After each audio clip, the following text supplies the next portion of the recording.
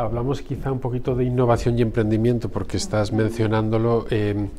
¿Cómo es este proceso tanto de innovación y emprendimiento interno como de relación también con lo que sucede fuera para incorporar innovación y emprendimiento?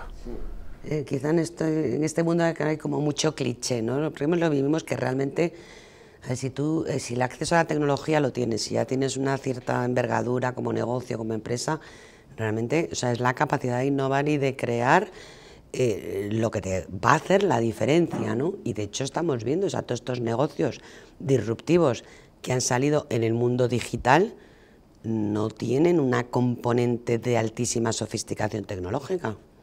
Normalmente son plataformas tecnológicamente sencillas, digamos, ¿no? Lo que tienen es la idea, la disrupción de haber creado un modelo de negocio nuevo. Entonces, una innovación, digamos, de lo que son los disruptores digitales, pero tienes que también hacer que dentro de la compañía se produzca esa capacidad de innovar y de emprender, ¿no?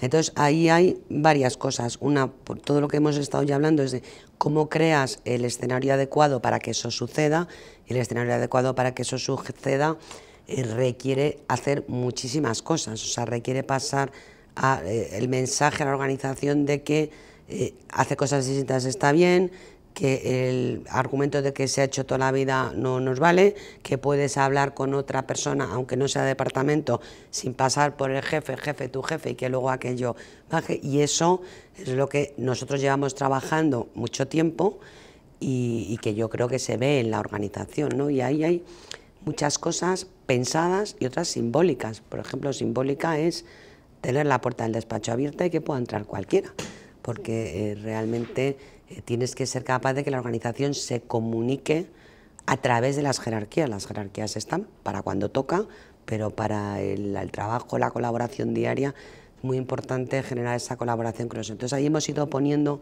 un poco todas las bases para que ese escenario se produjera, para que aquella persona que tenga ideas, que tenga proactividad y que quiera contribuir, pueda suceder. Todas esas iniciativas que iniciamos en el 2010, yo le dije a la organización, mira, estamos en crisis, hay que ponerse en aquel momento, ¿no?, lo que era aquello, pero es que cuando se acabe la crisis esto no se va a parecer nada. Entonces la crisis nos da la oportunidad de prepararnos para lo que va a suceder después, y ahí es cuando empezamos todas esas iniciativas.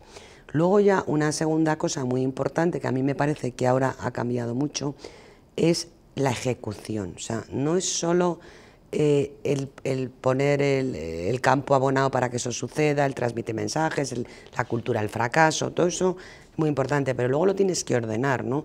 Y de hecho ahí tenemos datos de que cuando hablamos de las empresas, pues prácticamente no hay ninguna que no tenga estrategia digital, pero la realidad es que en una encuesta que hicimos, pues con más de 1000 y pico ejecutivos en un montón de países, pues lo que sale es que el 70% de los proyectos no se alinean con la estrategia. ¿Por qué? Porque la organización los hace imposibles.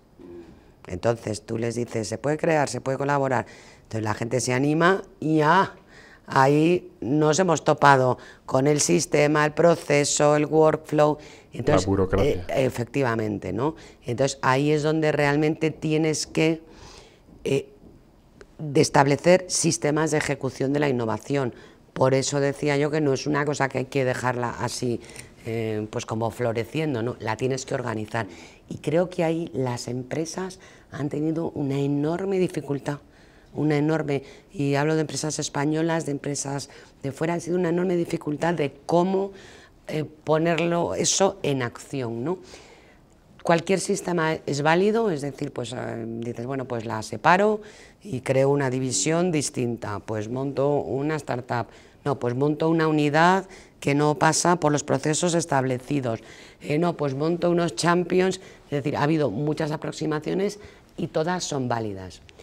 Lo que yo creo, lo que tienes que hacer es pensarlas bien y sostenerlas, y cada uno en su organización pues tiene que saber cuál va a funcionar mejor. Nosotros, por ejemplo, lo que hicimos en su momento fue crear una unidad de innovación hace ya 10 años, en aquel momento era muy rupturista, y decirles, mira, vosotros tirar, acelerar y olvidaos un poco del resto del mundo y os podéis saltar casi todas las normas, ¿no? Los geos. Y la verdad es que eso, bueno, pues fue la estrategia. En un momento decidí, les das esa agilidad, empiezas a generar resultados y empiezas a contagiar a la organización. Esa es una manera como más rápida. Yo creo que lo que diferencia la situación de ahora, y hablo pues ahora del 2019, es que ya no vale ninguna de esas. No vale la incubadora, no vale separar un negocio y poner la parte digital y la más tradicional, no vale poner una unidad que pueda tener una vida mucho más libre, porque yo creo que ya es tarde. Es decir, ya no hay tiempo para probar, para intentar. Ahora creo que ya es el momento de cómo eso lo hacemos extensivo y muy rápido ya a toda la organización. Ha de formar parte de tu cultura. Ya tiene que estar absolutamente Tienes que cargarte los hilos, ¿no? En toda la organización. O sea, ya no queda tiempo para eso, ¿no? Y bueno, yo creo que todas las empresas de una manera u otra han hecho algo, pero ahora si lo has tenido como un negocio separado, ahora ya tiene que ser la organización entera y absolutamente en todo. En las funciones, por ejemplo, por poner un ejemplo de una función de la financiera, tenemos ya un montón de procesos robotizados. ¿Cómo lo hicimos? Pues sentamos a nuestra unidad digital hace ya tiempo con nuestros financieros y dijimos, venga, un día entero aquí todos en el Escorial. Y salieron pues 25 procesos repetitivos, la factura que la recibo la grabo aquí y los hemos robotizado todos. Puedo decir que además eso ha sido un éxito porque los propios financieros están encantados, eso les permite dedicar mucho más tiempo a control, a otras tareas de más valor, les han puesto nombres a sus robots y eso hace que ya no es el negocio el que tira de digital, es que cuando el negocio habla con financiero, con recursos humanos o con calidad, también tienen que estar digitalizados.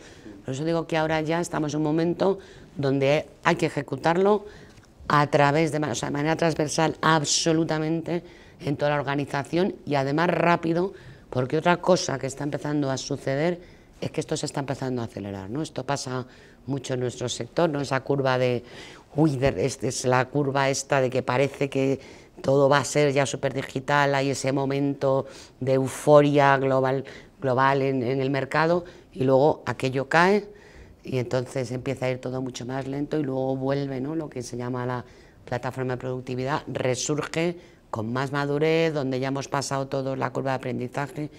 Bueno, pues esto que ha tardado mucho, una cosa que ha sorprendido mucho en general a todo el sector y no solo en España, es que esto ha tardado mucho. O sea, todos preveíamos, y esto ha sido un reto muy importante para las empresas porque todas han hecho grandes inversiones que hay que rentabilizar y el periodo de rentabilidad se ha alargado mucho porque todos pensábamos que esto iba a ser antes, pero yo creo que también un poco todo el contexto de incertidumbre política, económica, de las dificultades de los dos sectores ha retrasado las decisiones y hemos alargado mucho todo ese periodo de pruebas, ensayos, POCs.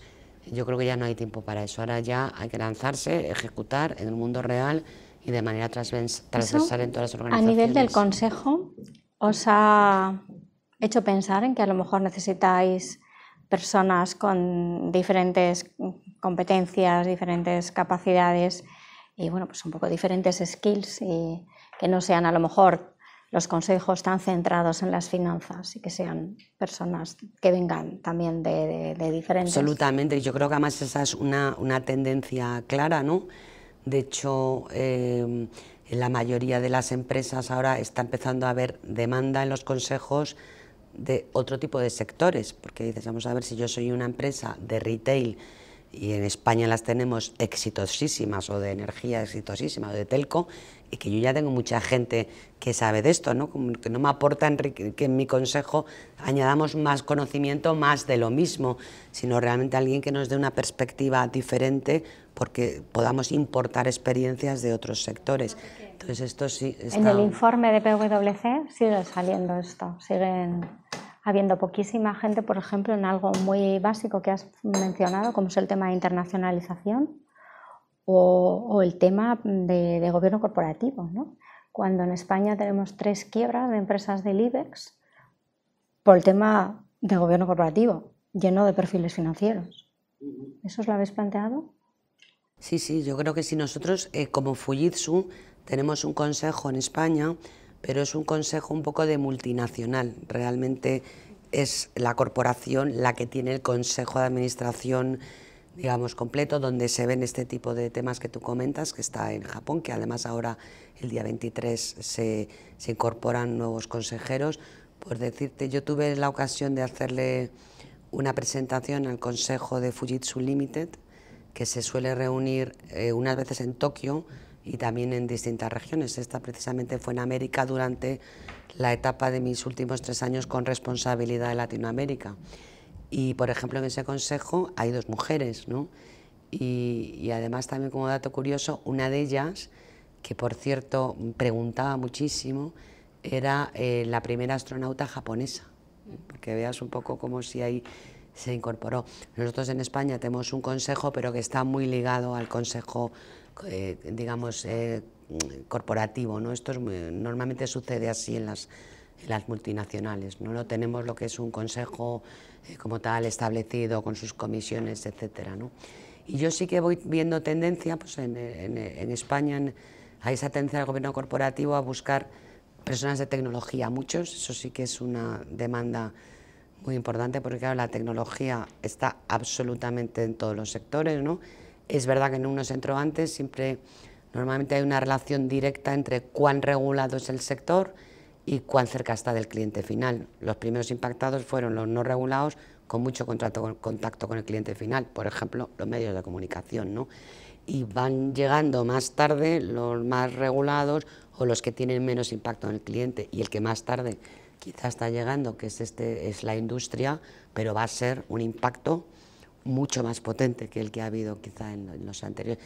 Y ahí se está buscando mucho conocimiento tecnológico, diversidad de género, yo creo que también es algo que se está buscando, y no tanto todavía esa fertilización de otros sectores, ¿no? Internacionalización. Y la internacionalización, que además yo creo que en España es importantísima, porque además ya de las grandes compañías del IBEX que conocemos súper exitosamente internacionalizadas, pero cuando entras en un estrato de compañías, sí, digamos, justo por debajo, realmente tienen un nivel de internacionalización increíble y siguen en unos procesos muy acelerados de internacionalización y globalización. Nosotros tenemos mucha ocasión de tratar con compañías de este tipo y realmente te quedas sorprendido o sea, todavía te sigue sorprendiendo las empresas tan buenas que tenemos en España, ¿no?